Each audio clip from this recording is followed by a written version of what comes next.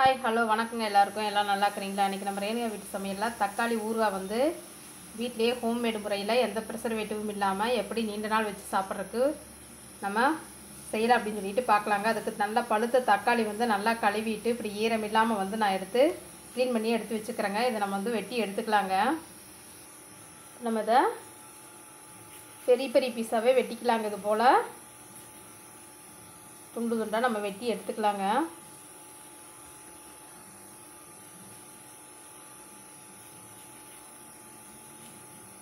வெட்டிட்டு நான் காட்டுறேங்க இது எல்லாத்தையும்.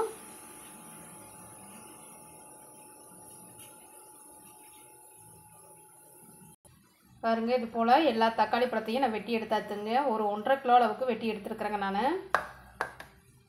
இப்போ அடுப்பில் ஒரு வானடி வச்சு கொஞ்சமாக வந்து வெந்தயம் வறுத்துக்கிறேங்க.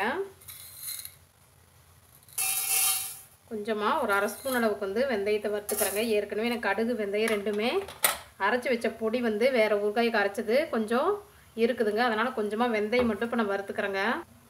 இது கருகிடாமல் நம்ம லைட்டாக பொன்னிறமாக வறுத்து எடுத்துக்கலாங்க வெந்தயத்தை. பாருங்கள், இது போல் பொரிஞ்சு வர அளவுக்கு பொன்னிறமாக நம்ம வறுத்து மணம் வர எடுத்துக்கலாங்க. தனியாக எடுத்து ஒரு பாத்திரத்தில் கொட்டிக்கலாங்க. சின்ன தட்டில் நம்ம கொட்டி வச்சுட்டு திருப்பி அதே வடக்கில் நம்ம வச்சுக்கலாங்க. அடுப்பில் எண்ணெயெல்லாம் எதுவும் சேர்த்த வேண்டாங்க. இப்போது நம்ம அந்த வெட்டி வச்சுக்கிற தக்காளி பழத்தை வந்து இதில் சேர்த்திக்கலாங்க.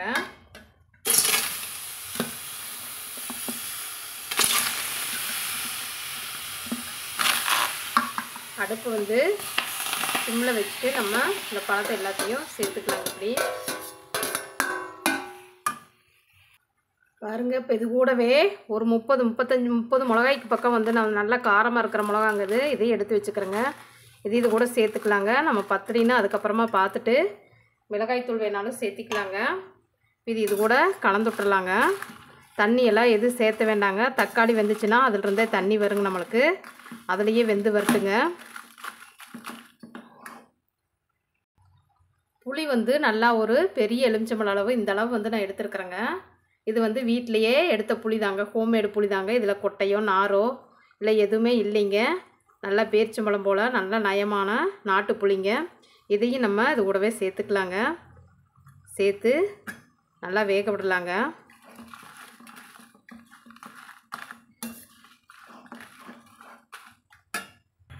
இப்போ அடுப்பை நம்ம ஹையில் வச்சுட்டு தட்டு வச்சு மூடி வச்சிடலாங்க. நல்லா வெந்து வரட்டுங்க நம்மளுக்கு. அது கொதிக்கிறப்ப இடையில ஒரு தடவை நம்ம திறந்து கலந்து விட்டுக்கலாங்க. நம்ம திருப்பி விட்டு கலந்து விட்டுக்கலாங்க. பாருங்கள், நம்மளுக்கு தக்காளியிலிருந்தே தண்ணி வந்திருக்குதுங்க. அந்த தண்ணியிலேயே இந்த மிளகா புளி எல்லாமே நல்லா வெந்து வரட்டுங்க. இது போல் நம்ம பிரட்டி விட்டுக்கலாங்க. அப்போ தான் நம்மளுக்கு சீக்கிரமாக ஈவனாக வெந்து வருங்க.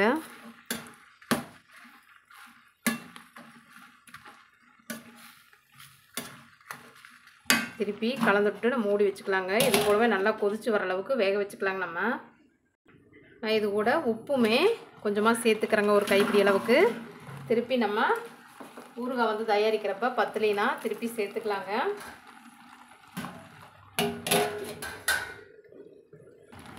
பாருங்கள், இது போல் கலந்து விட்டு நம்ம தண்ணியெல்லாம் நல்லா சுண்டை வத்துற அளவுக்கு நம்ம கலந்து விட்டு வேக வச்சுக்கலாங்க. அந்த தண்ணியெல்லாம் நம்மளுக்கு ஓரளவுக்கு வற்றி வரட்டுங்க.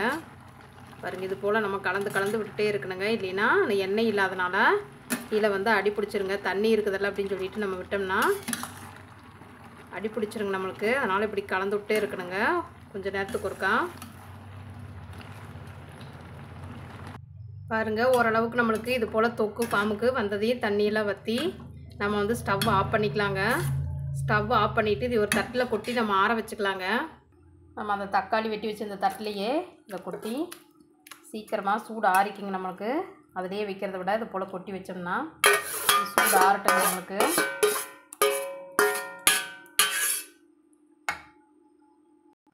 பாருங்கள், இது முழுமையாக நம்மளுக்கு சூடு நல்லா சுத்தமாக ஆறிடுச்சுங்க. இப்போ இதை நம்ம ஒரு மிக்சி ஜாரில் வந்து சேர்த்துக்கலாங்க. இது போல் ஈரம் இல்லாமல் சுத்தமாக கழுவி வச்சுக்கிற மிக்சி ஜார் எடுத்துகிட்டு அதில் வந்து நம்ம 2 பிரிவாக அதை பிரித்து சேர்த்தி அரைச்சிக்கலாங்க.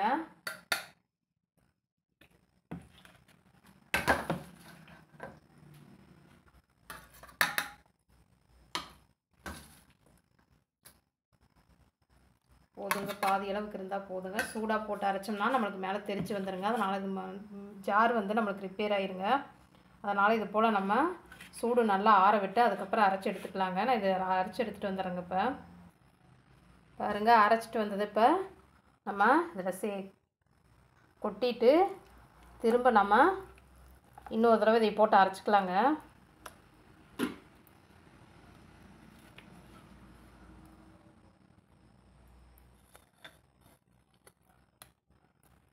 இதை எடுத்து போட்டு அரைச்சிட்டு வந்துடலாங்க நம்ம.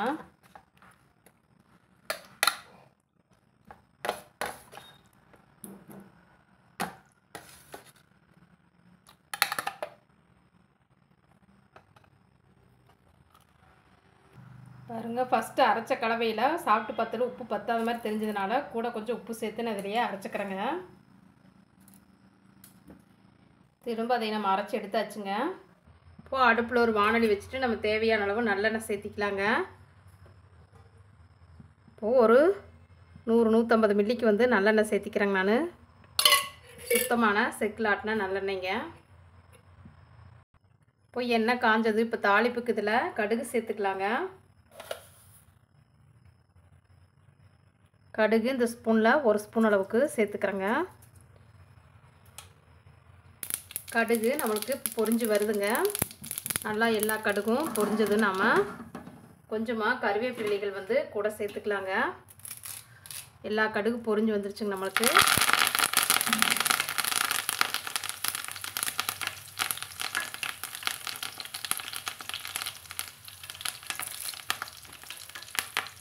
நம்மளுக்கு கருவேப்பிலைகள் நல்லா பொரியட்டுங்க.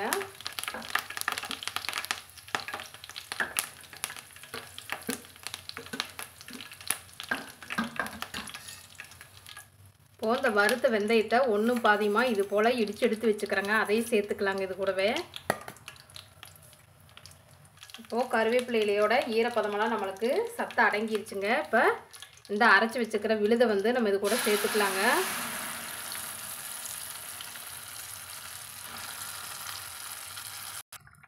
அரைச்சி வச்சுருக்கிற எல்லா தக்காளி விழுதையும் சேர்த்துட்டு நம்ம கலந்து விட்டுக்கலாங்க. இப்போ அடுப்பை வந்து சிம்மிலேயே வச்சுக்கோங்க.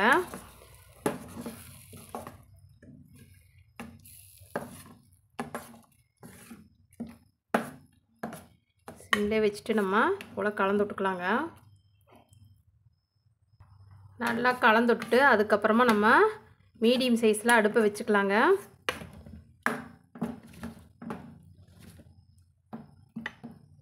வச்சுட்டு கலந்து விட்டுக்கலாங்க நம்ம.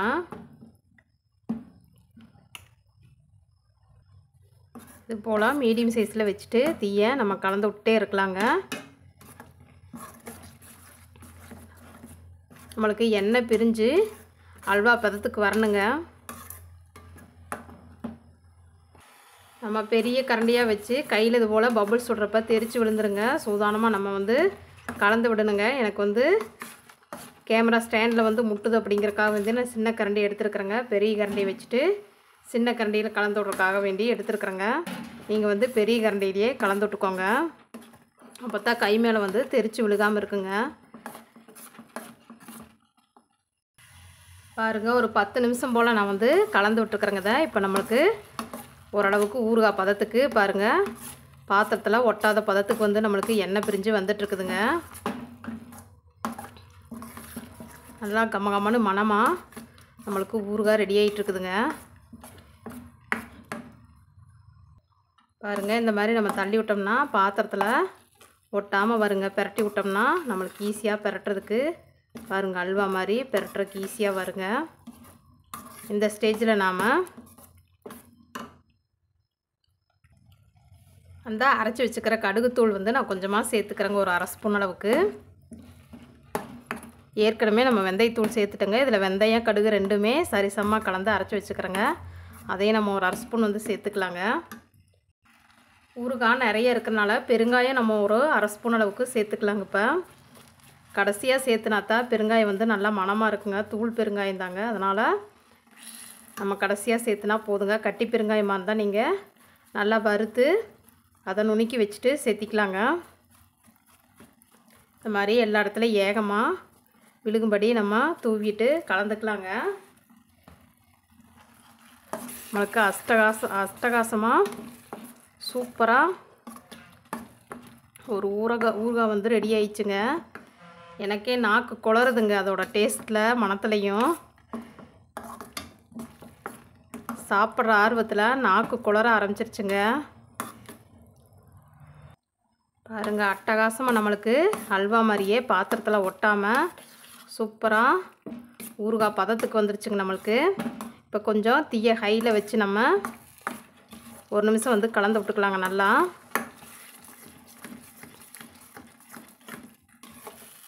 பாருங்கள், திருப்பி போட்டாலும் நீங்கள் சூப்பராக வந்து அது பாட்டுக்கு அல்வா எப்படி விலகி போகுமோ அது போல் போகிற ஸ்டேஜுக்கு நம்மளுக்கு வந்துருச்சுங்க.